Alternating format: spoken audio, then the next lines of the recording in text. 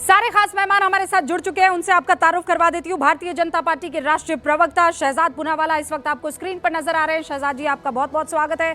LJP-are के राष्ट्रीय प्रवक्ता वरिष्ठ वकील अरविंद कुमार वाजपेयी जी आपको नजर आ रहे हैं। अरविंद जी, आपका बहुत बहुत स्वागत है। कई किताबों के लेखक और राजनीतिक विश्लेषक के तौर पर हमारे साथ इस वक्त शांतनु गुप्ता जी जुड़ चुके हैं। इंटरेस्टिंग ये है कि शांतनु गुप्ता जी ने जो किताब लिखी है उस पर बाकायदा अब एक फिल्म तक बन चुकी है जिसका नाम है अजय। बहुत बहुत स्वागत है सर आपका। यहाँ हमारे साथ आरजेडी की राष्ट्रीय प्रवक्ता प्रियंका भारती मौजूद है। प्रियंका जी, आपका भी स्टूडियो में बहुत बहुत स्वागत है।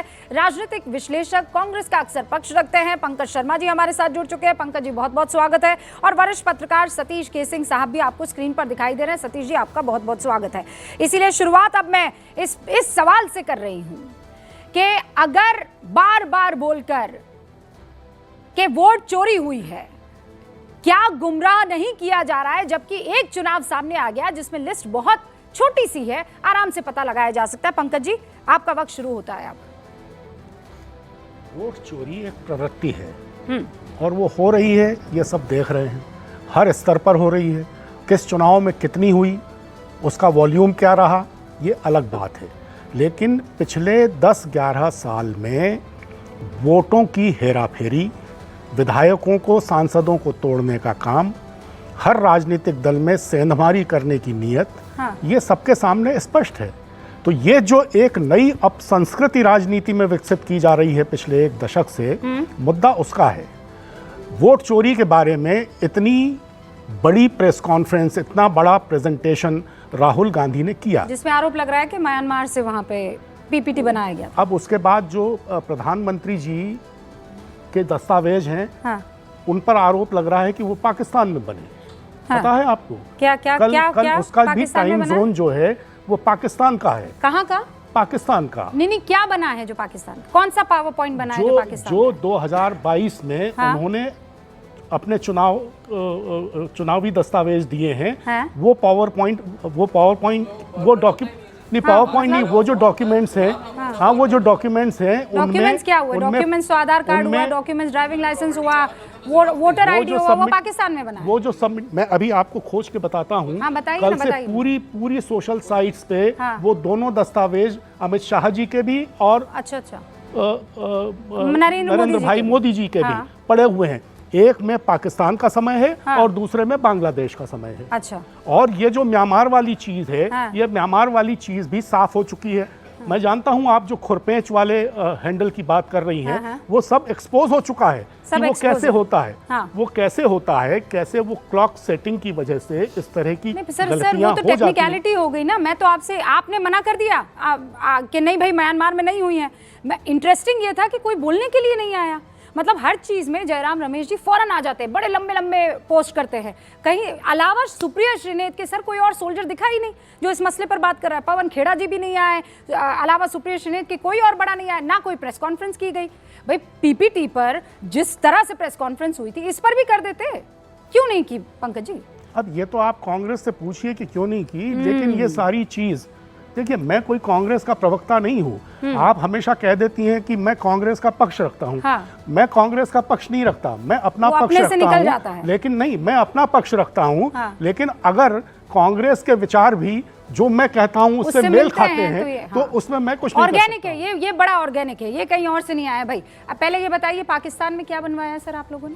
सोनिया गांधी जी कांग्रेस अध्यक्ष थी, उन्होंने मुझे कांग्रेस का राष्ट्रीय सचिव बनाया और उस जमाने में 26 राष्ट्रीय सचिव उन्होंने बनाए थे। कांग्रेस का राष्ट्रीय सचिव बने हैं और चुनाव भी लड़ना चाहते हैं। मैंने बीच में नहीं बोला, रूबिका मैंने बीच में नहीं बोला, मैंने बीच में नहीं बोला, रूबिका मैंने बीच में नहीं बोला। शहजाद पूनावाला रुकिए, रुकिए पंकज जी, बस मैं ये कह रही हूँ, पंकज जी बस मैं ये कह रही हूँ कि जैसे आपकी बात को सुना वैसे हम इधर सुनते हैं और बीच में एक दूसरे के रोकने के बेहतर होगा कि हम एक दूसरे की बात करें, कोई किसी को बीच में ना रोके, है ना? अभी पंकज जी ने दावा किया कि मैं तो कांग्रेस की बात रखता नहीं हूँ। ये तो खुद बोलते हैं कि कांग्रेस का मैं सचिव रहा हूँ, मैं चुनाव भी लड़ना चाहता हूँ। आप भी रहे हैं कांग्रेस के? मैं तो रहा हूँ, मैंने तो गलती सुधार ली, ये नहीं सुधार पा रहे। सुन लीजिए, अब मेरी पूरी बात होने दीजिए। मैं पंकज जी की पहली बात से एग्री करता हूँ।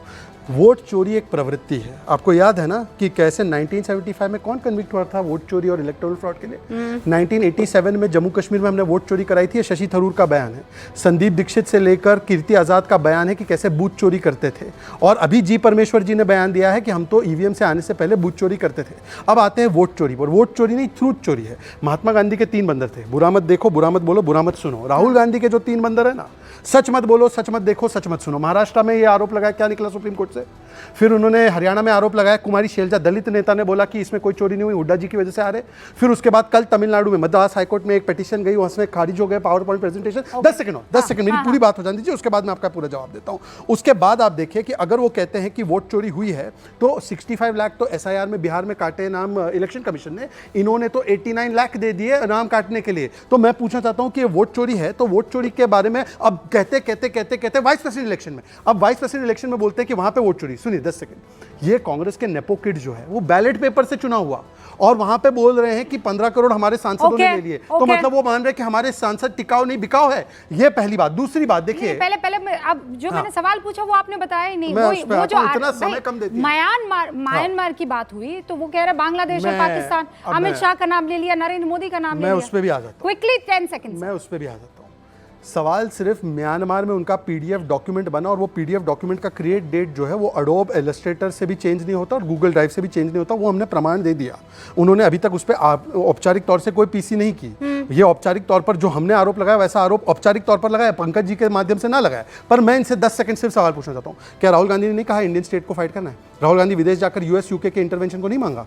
क्या एफडीएल एपी में सोनिया गांधी हिस्सा है कि नहीं है, जो सोरोस फाउंडेड है, जो ओसीसी आरपी की रिपोर्ट्स लेकर पार्लियामेंट को हंगामा करने का काम किया कि नहीं किया, जो सोरोस फंडेड है? क्या सलील शेट्टी भारत जोड़ो यात्रा में चले नहीं चले? इसीलिए विदेशी हाथ से संचालित होना ये इनका पुराना धंधा है। पर आपके पास इतने सारे प्रूफ है तो उसका एक्शन आप लोग कब लेंगे? मेरा एक बड़ा सवाल आपसे। मैं सिर्फ इसका देता हूं, आरजीएफ का एफसीआरए लाइसेंस कैंसिल किया, यहाँ पे नाचने लगे कि क्यों नाचने लगे?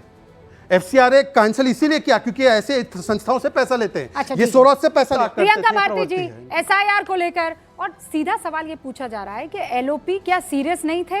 वीपी के इलेक्शन में वो छुट्टियों पर चले जाते हैं, जबकि हमेशा आप ही आरोप लगाते हैं कि बीजेपी जो है वो कहाँ रहती है, इलेक्शन मोड में रहती है। वीपी में भी वो इलेक्शन मोड में दिखी थी और राहुल गांधी छुट्टी मोड पे। इलेक्शन मोड का तो पता नहीं, चोरी मोड में हमेशा दिखते हैं। अभी आप डॉक्यूमेंट्स की बात कर रही थी कि टाइम जोन अलग दिख रहा है। बीजेपी का 2019 के मैनिफेस्टो का मेटा डाटा ही बता रहा है कि उसका क्रिएट डेटा का जो टाइम जोन है वो 6+ का है, which means it was created in Bangladesh. अरे ये सब टेक्निकलिटीज है, फालतू बात ना करते हैं, हम लोग मुद्दे पर आते हैं। मुद्दा ये है कि आप कहती हैं कि विपक्ष आरोप लगा रहा है कि धांधली होती है, चोरी होती है ना। अब विपक्ष ही नहीं, सत्ता पक्ष भी लगा रहा है। संजीव बालियान का आपको सुना रही हूँ, सुनिए। हम ब्रजेंद्र सिंह हैं जो सांसद रहे साल से, और राजाराम हमारे उत्तर प्रदेश से। 2 की तो वोट जब गए, वोट पहले ही पड़ चुकी थी। अब अंदर स्टाफ मेरा तो था नहीं, अंदर स्टाफ कॉन्स्टिट्यूशन क्लब का था, पार्लियामेंट का था। अरे भैया, कॉन्स्टिट्यूशन क्लब और वाइस प्रेसिडेंट के चुनाव में अंतर है कि नहीं? प्रियंका जी क्या कर रहे हैं आप? क्लब और देश की संवैधानिक संस्था। सुनिए तो मुझे भी लगा कि बहुत सीरियस मामला है। मैं बोलूं? ठीक है। अच्छा, बीच में कोई नहीं टोकेगा। हाँ, क्या कॉन्स्टिट्यूशन क्लब के चुनाव तक में एक भाजपा के पूर्व सांसद वर्तमान के सांसद पर आरोप लगा रहे हैं कि वोट चोरी हो गया हमारा, और वो लिखित इसका प्रमाण दे रहे हैं कॉन्स्टिट्यूशन क्लब के चुनाव में। तो बाकी चुनाव के ऊपर फिर मैं आती हूँ इसके अलावा, क्योंकि पूर्व सांसद दोनों भाजपा के। अब वर्तमान पे आते हैं, ये जो अनिल मसीह वाला, ये लोग डेमोक्रेसी का मॉडल देश में पेश कर रहे हैं कि आंख से टेढ़ी आंख से दिखता है और कैसे कैसे चोरी करता है, टिक मार्क लगा के। कौन था वो आदमी? वो बीजेपी का माइनॉरिटी सेल का चंडीगढ़ का महामंत्री नहीं था क्या? वो कौन चोरी करवा रहा था? ये चोरी नहीं करवाया। इनकी प्रवक्ता खुद ऑन एयर बोली कि हाँ वो हमारा आदमी था। दूसरी बात, उत्तर प्रदेश में एक जो नाबालिग है जिसका 18 साल उम्र भी नहीं हुआ है, उसको हमने देखा 8 वोट डालते हुए।